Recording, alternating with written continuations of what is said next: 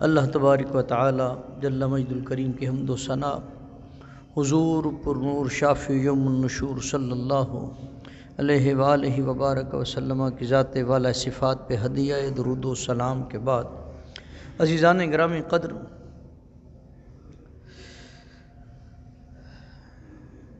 محبت بڑی انوکھی چیز ہے۔ اس کے رنگ جدا جدا ہیں،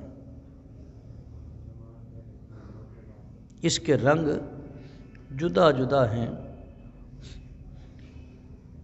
ماں باپ کی محبت ہے، اولاد کی محبت ہے، اہلیہ کی محبت ہے، اہل خانہ کی محبت ہے، اپنے کاروبار سے محبت ہے، دوست احباب سے محبت ہے، عزیز رشتہ داروں سے محبت ہے، پھر اللہ کے بندوں سے محبت ہے، پھر اللہ کے محبوب سے محبت ہے۔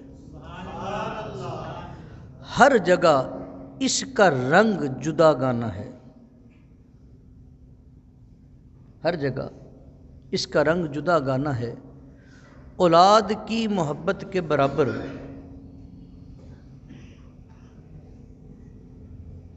اہلیہ کی محبت نہیں ہوتی، اہلیہ کی محبت کے برابر والدین کی محبت نہیں ہوتی، والدین کی محبت کے برابر دوست احباب عزیز رشتہ داروں کی محبت نہیں ہوتی۔ اسی طرح اللہ کے بندوں کی محبت کے برابر دنیاوی محبتیں پیچھے رہ جاتی ہیں، اور اللہ کے محبوب سے محبت جو ہر چیز سے بڑھ کر ہے۔ لا یؤمن احدکم حتی اکون احب الیہ من والدہ وولدہ والناس اجمعین۔ اس وقت تک بندہ ایمان والا نہیں ہوتا جب تک کہ والدین سے بڑھ کے، اولاد سے بڑھ کے اپنے محبوب سے پیار نہیں کر سکتا۔ اس وقت تک ایمان والا نہیں ہوتا۔ ہم بہت سارے اللہ کے ولیوں کے مزارات پہ جاتے ہیں، ہم ان کی زندگیوں کو اگر پڑھیں تو ہمیں سمجھ میں آتی ہے کہ فرائض کے بعد، فرائض کی ادائیگی کے بعد جو سب سے بڑا ان کا وظیفہ ہے وہ عشق مصطفیٰ ہے۔ سیدی ابو النصر منظور احمد شاہ صاحب رحمۃ اللہ تعالیٰ علیہ، آپ کی خدمت میں رہنے کا شرف حاصل ہوا، جن کو فرید العصر کا خطاب حاصل تھا۔ میں نے 11 سال میں کبھی آپ کو بغیر وضو سلام لیتے نہیں دیکھا۔ عمل ایسا ہے، اور حضور سے محبت کا یہ عالم ہے کہ کہیں سے بات کان میں پڑ نہ جائے، روح مچل جاتی، چھم چھم آنسو برسنے لگ جاتے۔ اور خاص طور پہ مدینہ شریف میں، مدینہ شریف میں حضور بابا جی رحمۃ اللہ تعالیٰ علیہ کا یہ طریقہ تھا کہ جب آپ کا وہاں پر ایک تو جب سلام کے لیے جانا ہے وہ تو ایک عالم ہے ہی، بندہ جاتا ہے، جا کے حضور کی بارگاہ میں سلام پیش کرتا ہے، اس کے بعد جب وہاں سے جدا ہونے کا وقت ہوتا، ایسے لگتا جیسے مچھلی کو کسی نے بغیر پانی کے یعنی خشکی پر چھوڑ دیا ہے، جیسے وہ تڑپتی ہے، مچلتی ہے۔ وہ وقت جب دیکھتے ہیں تو ایک بات سمجھ میں آتی ہے کہ اس دور کے جو ولی کامل ہیں ان کا یہ حال ہے، جو ان سے پہلے گزرے ہیں، جو ان سے پہلے گزرے ہیں ان کا عالم کیا ہوگا۔ ہم نے فرید کو نہیں دیکھا، لیکن جسے ثانی فرید ہونے کا لقب حاصل ہے اس کا یہ حال ہے۔ پیر میر علی شاہ صاحب رحمۃ اللہ تعالیٰ علیہ آپ کی اگر زندگی کو پڑھا جائے تو حضور کی ناموس کے لیے پہرا دیتے ہوئے زندگی گزری، اور جب بندہ کام کرتا ہوا تھک جاتا ہے نا تو سکون چاہتا ہے، تو سکون وہیں پر ملتا ہے جہاں پر روح کا تعلق ہو۔ کئیوں نے کہہ دیا کہ موسیقی روح کی غذا ہے۔ بچوں سے پوچھا یار کیا کر رہا ہے جی؟ موسیقی سن رہا ہوں، گانے سن رہا ہوں۔ کیا جی؟ کسی نے کہا جی موسیقی روح کی غذا ہے۔ عجیب بات ہے، لیکن ایک بات سمجھ میں آتی ہے کہ بھائی جس کی روح کا تعلق جہاں ہو اسے سکون تو وہیں سے ملے گا نا۔ اس نے اس میں نعتیں بھی تو سن سکتا تھا، اس میں قرآن پاک کی آیات، قرآن پاک کی صورتیں جو ہیں وہ بھی تو سن سکتا تھا، لیکن اس نے اس کا انتخاب کیا کیونکہ اس کی روح کا تعلق ادھر ہے۔ اسی طرح جب بندہ سکون تلاش کرنا چاہتا ہے، اللہ فرماتا ہے الا بذکر اللہ تطمئن القلوب، اللہ کا ذکر تو دلوں کو اطمینان دیتا ہے، اللہ کا ذکر دلوں کو اطمینان دیتا ہے۔ اور آج کا بندہ کہتا ہے کہ نہیں، میں جب ڈھول ڈھمکا سنتا ہوں تو میرے روح کو سکون ملتا ہے، تو اس کا مطلب ہے کہ اس کو احاطہ کرنا چاہیے۔ پیر میر علی شاہ صاحب رحمۃ اللہ تعالی علیہ، آپ جب تھوڑا سکون چاہا تو کہا کہ اج سکھ متراں دی ودھیری ہے، کیوں دلڑی اداس گھنیری ہے، لوں لوں وچ شوق چنگیری ہے، اج نینا لائیاں کیوں جھڑیاں۔ یعنی وہ وقت جو تنہائی کا ہے، جو سکون کا ہے، وہ بھی محبوب کی یاد میں گزر رہا ہے، وہ بھی محبوب کی یاد میں گزر رہا ہے۔ عزیزان گرامی قدر، حضرت خواجہ غلام فرید صاحب کوٹ مٹھن والے رحمۃ اللہ تعالی علیہ، آپ بھی تو حضور کی محبت میں روئی میں نکل گئے تھے۔ ریگزار ہے، ریگستان ہے، ابھی کبھی جن کا اس علاقے میں تعلق ہے وہ تو جانتے ہیں، جن کا تعلق ادھر نہیں ہے وہ کبھی جائیں دیکھیں وہ علاقہ کیسا ہے۔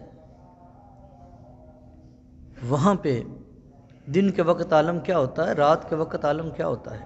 ریگستان ہے، ریت رات کو ٹھنڈی ہو جایا کرتی ہے، دن کو گرم ہو جایا کرتی ہے، دن کا رہنا بھی مشکل، رات کا رہنا بھی مشکل، لیکن چونکہ ویرانہ ہے، تنہائی ہے، کوئی تنگ کرنے والا نہیں، کوئی بلانے والا نہیں، کوئی سوال کرنے والا نہیں، کوئی مخاطب کرنے والا نہیں، ایسی جگہ کا انتخاب کیا محبوب کی یاد کے لیے کہ میں ہوں اور میرے محبوب کی یاد ہو،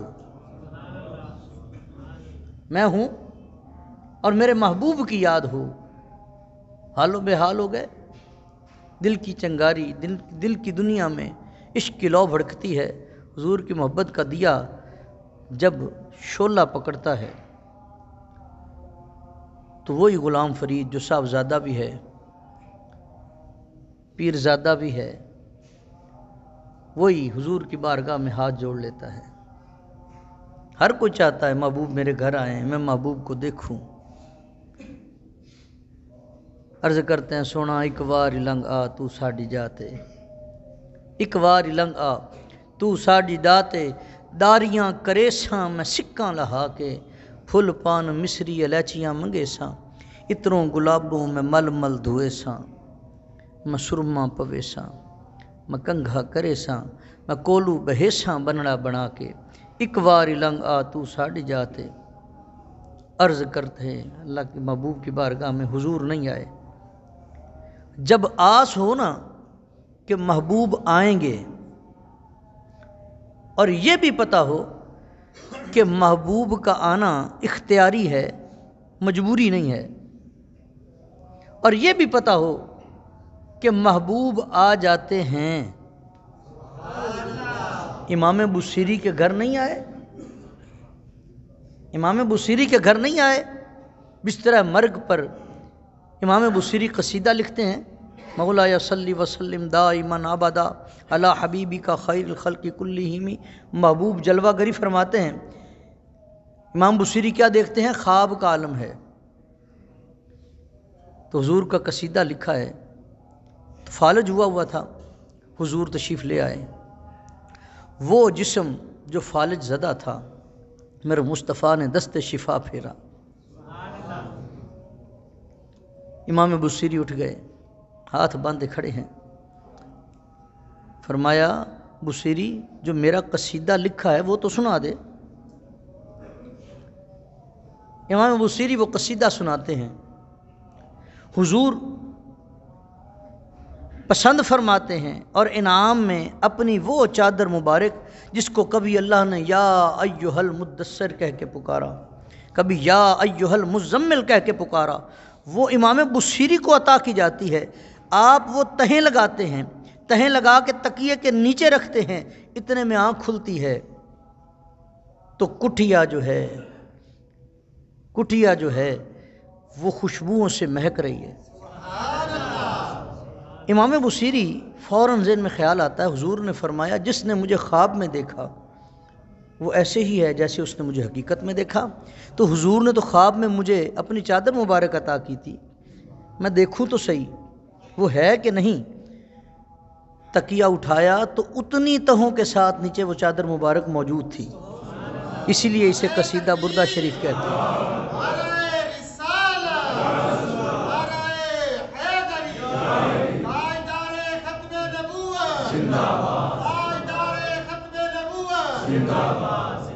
اتنے میں دروازہ کھٹکتا ہے، دروازے پہ دستک ہوئی۔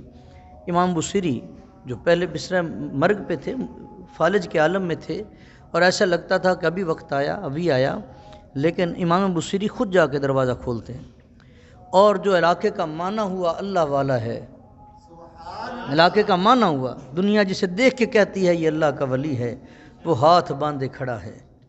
پوچھا حضرت آج غریب خانے پہ؟ تو وہ ارشاد فرماتے ہیں بصیری تجھے مبارک ہو، تیرے گھر سرکار آ گئے۔ بصیری تمہیں مبارک ہو، تیرے گھر سرکار آ گئے۔ عرض کی حضور آپ کو کیسے پتا؟ کہتے ہیں جب آنکھ کھلی تو محبوب کی تلاش میں نکلی۔ یہ روحانی معاملات ایک عجیب ہوتے ہیں۔ اب کئی کہتے ہیں جی ہم ان بات کو نہیں مانتے جی کیونکہ نظر نہیں آتا۔ بھئی ایک نابینا ہو، اس کو کوئی بندہ کہے کہ میری آنکھ میں ایک دانہ ہے، جس کے حصے میں بڑے بڑے پہاڑ، دریا، شجر و حجر، وہ سمندر دیکھتا ہوں جس کا دوسرا کنارہ آج تک معلوم نہیں ہو سکا، وہ کہے گا جھوٹ بولتا ہے۔ کیوں؟ وہ کہتا ہے یہ آنکھ جو ہے اس میں سے کچھ دکھائی نہیں دیتا، چونکہ وہ خود نابینا ہے اسی لیے اس کو سارے ہی نابینے نظر آتے ہیں۔ بہرا بندہ دوسرے سے کلام کرتا ہے تو اونچی آواز میں کرتا ہے، شاید سننے والا بھی بہرا ہے۔ یہ ایسی کیفیت ہوا کرتی ہے۔ اگر اسے کہے نا کہ نہیں حضور فلاں کے گھر آئے، وہ کہے گا جی میں نے تو نہیں دیکھا، میں تو نہیں مانتا۔ اس سے پوچھو جسم میں دو روحیں ہیں، ایک روح سرانی ہے، ایک مقامی ہے۔ یہ جو رات تو خواب دیکھتا ہے، خواب میں تو کہتا ہے اٹھ کے کہ میں آج مکہ پاک گیا، میں نے طواف کیا، خواب میں تو کہتا ہے میں مدینہ شریف حاضر ہوا، خواب میں تو کہتا ہے کہ میں دنیا کے فلاں خطے میں تھا، میں نے وہاں پہ فلاں کچھ دیکھا۔ بتا تو صحیح وہ تو نے دیکھ کیسے لیا ہے؟ کسی کو بتا سکتا ہے؟ اسی لیے روح کا ایک اپنا مقام ہے۔ عزیزان گرامی قدر، وہ کہتے ہیں کہ جب میں نے نگاہ دوڑائی کہ حضور کی زیارت کروں، دیکھوں تو صحیح، تو میری نگاہ کائنات میں جو سب سے منور جگہ نظر آئی وہ امام بصیری، وہ تیری کٹیا تھی۔ تو پتہ چل گیا کہ محبوب آج تیرے گھر جلوہ گر ہیں، جہاں جہاں سے وہ گزرے، جہاں جہاں ٹھہرے، وہی مقام محبت کی جلوہ گاہ بنے، وہی فرید جو انتظار میں ہے، مچل رہا ہے۔ کسی نے پوچھا بتا فرید کیا حال ہے؟ تو فرید کہتا ہے کہ کو حال سناواں دل دا، کوئی محرم راز نہ ملدا، ہم دھوڑ مٹی سر پایوں، سارا ننگ نموز ونجایوں، میڈا یار نہ وہڑے آیوں، اتو عالم سارا کھلدا، کہ کو حال سناواں دل دا، دل کی بات کہوں تو کہوں کسے، وہ کون ہے جو میرا دوسرا مرض سمجھ سکے؟ وہ مرض آشنا ہے کون؟ اب تو حال یہ ہو گیا ہے کہ بالوں میں مٹی نے گھر کر لیا ہے، وہ سرخ و سفید رنگت جاتی رہی، وہ زرق و برق لباس جاتے رہے، اب تو محبوب کی جدائی میں بے حال ہو گیا ہوں، لیکن محبوب پھر بھی نہیں آیا۔ پھر ایک وہ وقت آیا کہ جب محبوب نے کرم فرما دیا. یہ بات ذہن میں رکھیں، وظیفوں سے محبوب مسخر ہو کر نہیں آیا کرتے. ہم جاتے ہیں کئی دفعہ آستانوں پہ، کہتے ہیں جی کوئی ایسا وظیفہ دے دیں ہم وظیفہ کریں حضور کی زیارت ہو جائے. اور بہت ساروں نے کتابیں بھری پڑھی ہیں، فلاں وظیفہ کرو حضور کی زیارت ہوتی ہے، فلاں کرو حضور کی زیارت ہوتی ہے. ان کا عقیدہ ہے، اللہ انہیں برکت دے، لیکن اس کا مطلب یہ ہے کہ وظیفہ تکڑا ہے مصطفیٰ سے صلی اللہ علیہ وسلم کہ جب آپ کرو گے وہ حضور کو قید کرے گا اور لے آئے گا؟ نہ. محبوب بے نیاز ہوا کرتے ہیں، محبوب وظیفوں سے مسخر ہو کر نہیں آتے، یہ بے نیاز ہوا کرتے ہیں. جب تمہارے دل کی تڑپ دیکھتے ہیں، وہ دیکھتے ہیں کہ اب مریض کو علاج کی ضرورت ہے، اب رخ زیبا دکھا دیا جائے، پھر کرم نوازی ہو جایا کرتی ہے. دعا ہے اللہ اپنے نیک بندوں کی مجالس میں بیٹھنے کی اور تربیت حاصل کرنے کی توفیق عطا فرمائے. وآخر دعوانا الحمدللہ.